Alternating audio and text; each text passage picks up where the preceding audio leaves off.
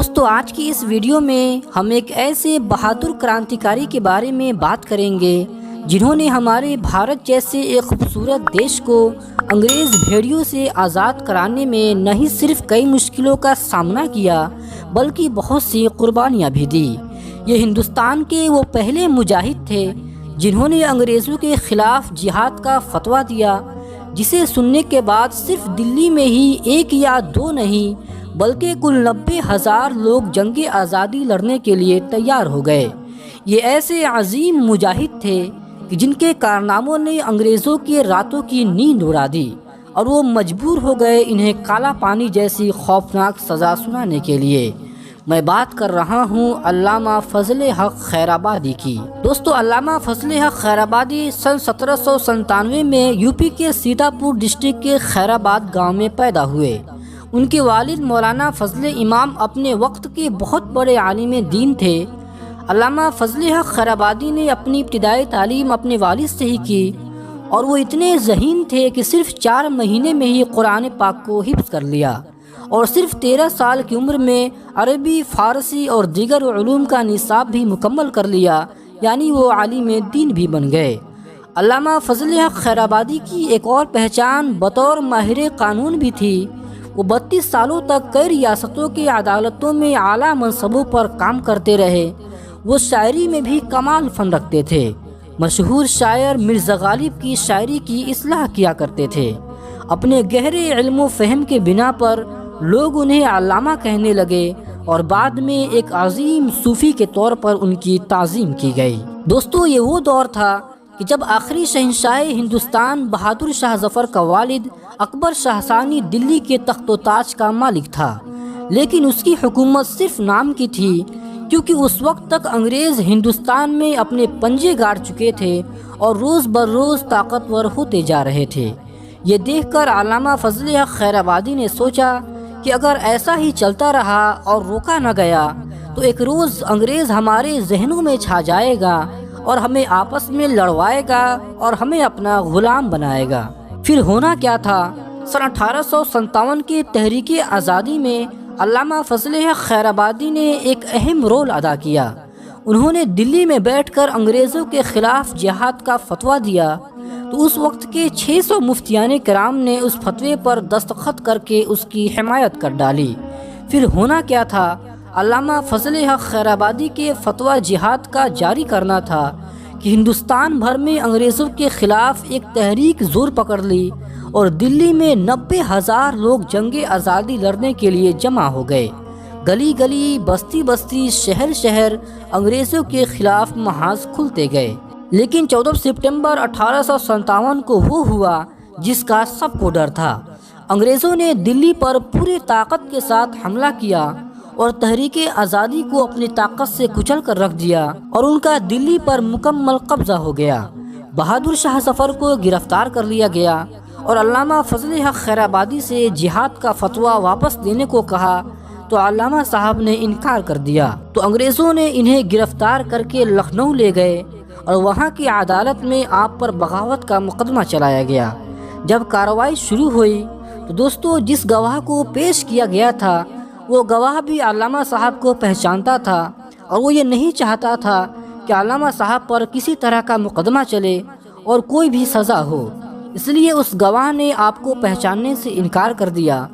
اس نے کہا کہ انگریز کے خلاف جنہوں نے جہاد کا فتویٰ دیا تھا یہ وہ عالم دین نہیں ہے۔ اور دوستو خوشی کی بات تو یہ تھی کہ جس جج کے سامنے آپ کو پیش کیا گیا وہ جج بھی آپ کو بچانا چاہتا تھا، کیونکہ اس نے بھی آپ کی کچھ کتابیں پڑھی ہوئی تھی اور وہ بھی چاہتا تھا کہ علامہ صاحب کسی طریقے سے اس مقدمے سے باہر نکل آئے اور سزا سے بچ جائے۔ اس لیے اس جج نے علامہ فضل حق خیرآبادی کے کان میں کہا کہ علامہ صاحب آپ صرف اتنا کہہ دے کہ یہ فتویٰ میں نے نہیں دیا، آپ سزا سے بچ جائیں گے۔ جج یہ کہہ کر اپنی کرسی پر بیٹھ گیا اور یہ سوچنے لگا کہ اب تو علامہ صاحب بچ جائیں گے۔ اور جب جج نے آپ سے پوچھا کہ آپ نے انگریز حکومت کے خلاف جہاد کا فتویٰ دیا ہے تو آپ نے گرجدار لہجے میں کہا کہ اس گواہ نے شاید مجھے بچانے کے لیے پہچاننے سے انکار کر دیا ہے، میں نے ہی انگریز حکومت کے خلاف جہاد کا فتویٰ دیا ہے اور اس کے عوض مجھے جو سزا ملے گی میں قبول کروں گا۔ दोस्तों ये सुनना था कि जज और गवाह दोनों सर पकड़कर बैठ गए। दोस्तों अल्लाह के बहादुर और सच्चे बंदे ऐसे ही होते हैं। वो लोमड़ी की तरह हेर फेर करके अपनी जान नहीं बचाते, बल्कि शेर की तरह जान देने को अपना फख्र समझते हैं। 22 फरवरी 1859 को ये मुकदमा शुरू हुआ था और बिलाखिर 28 फरवरी 1859 को उन पर फर्द जुर्म आयद करते हुए ये लिखा गया कि इस शख्स ने बगावत की है और दिल्ली और कई जगहों पर अंग्रेज़ों के ख़िलाफ़ तहरीक चलाई और जिहाद को फ़रोग़ दिया है। और 4 मार्च 1859 के फैसले के मुताबिक उन्हें ज़िंदगी भर के लिए काला पानी की सज़ा सुना दी गई। दोस्तों काला पानी की सज़ा क्या है, आइए इसके बारे में जानते हैं। बंगाल में वाक़े जज़ीरा अंडमान में एक जेल जिसका नाम सेलुलर जेल था, वो काला पानी के नाम से मशहूर था, जिसे अंग्रेज़ों ने हिंदुस्तानी नौजवानों को दर्दनाक सज़ा देने के लिए बनवाया था। दोस्तों इस जेल में हर कैदी के लिए अलग अलग कोठरियाँ बनवाई गई थी। जी हाँ दोस्तों, आपने बिल्कुल सही सुना, इस जेल में हर कैदी के लिए अलग अलग काल कोठरियाँ मौजूद थी, क्योंकि अंग्रेज़ बिल्कुल भी नहीं चाहते थे कि एक कैदी दूसरे कैदी से कोई भी बातचीत करे। क्योंकि दोस्तों जब भी कोई देशभक्त एक दूसरे से बातचीत करते थे तो वो रिहा होने का कोई न कोई रास्ता ढूंढ ही लेते थे, लेकिन इसका कोई फ़ायदा भी नहीं होता, क्योंकि इस जेल को पानी के बीचों बीच में बनवाया गया था ताकि अगर कोई भागने की कोशिश भी करे तो वो कामयाब न होए। और दोस्तों अगर बात की जाए इस जेल में किए जाने वाले व्यवहार की, तो कैदियों को सिक्कड़ से बांधकर कोड़े मारे जाते और उन्हें अंगारों पर लिटाया जाता, और खाना इतना घटिया किस्म का दिया जाता कि अगर आम इंसान देख ले तो घिन आ जाए। उन्हें घास से बनी हुई सब्जी खिलाते थे। दोस्तों ज़रा आप सोचिए, अगर आपको कोई घास से बनी हुई सब्जी खिलाए तो आप क्या करेंगे? शायद आप उस सब्जी के थाली को उठाकर फेंक देंगे। और दोस्तों अगर बात की जाए पानी की, तो उसमें कीड़े पड़े रहते थे, जिसे अगर आम इंसान देख ले तो वाकई में घिन आ जाए।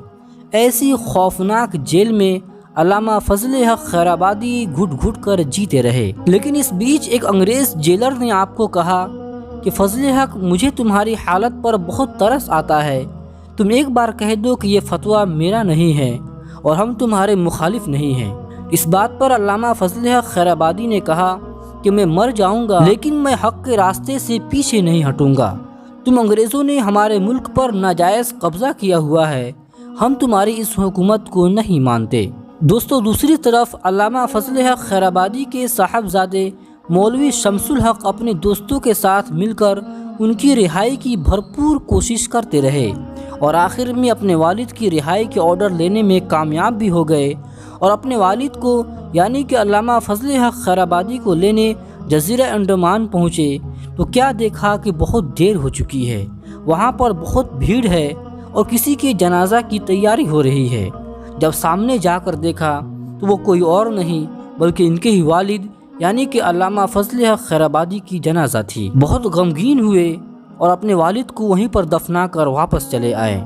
दोस्तों जज़ीरा अंडमान में एक दरख्त के साए के नीचे उनकी कब्र आज भी मौजूद है, जहां पर आज भी कई सारे लोग कब्र की ज़ियारत करने जाते हैं। दोस्तों हमें बहुत अफसोस है कि हम इन जैसे बहादुर क्रांतिकारियों को आज भूल चुके हैं, न ही इनके बारे में हम जानने की कोशिश करते हैं और ना ही हम पढ़ना चाहते हैं। आखिर में यही कहूँगा कि जब जब इस देश को खून की ज़रूरत पड़ी तो सबसे पहले गर्दन हमारी कटी, फिर भी कहते हैं ये अहले चमन, ये चमन हमारा है तुम्हारा नहीं।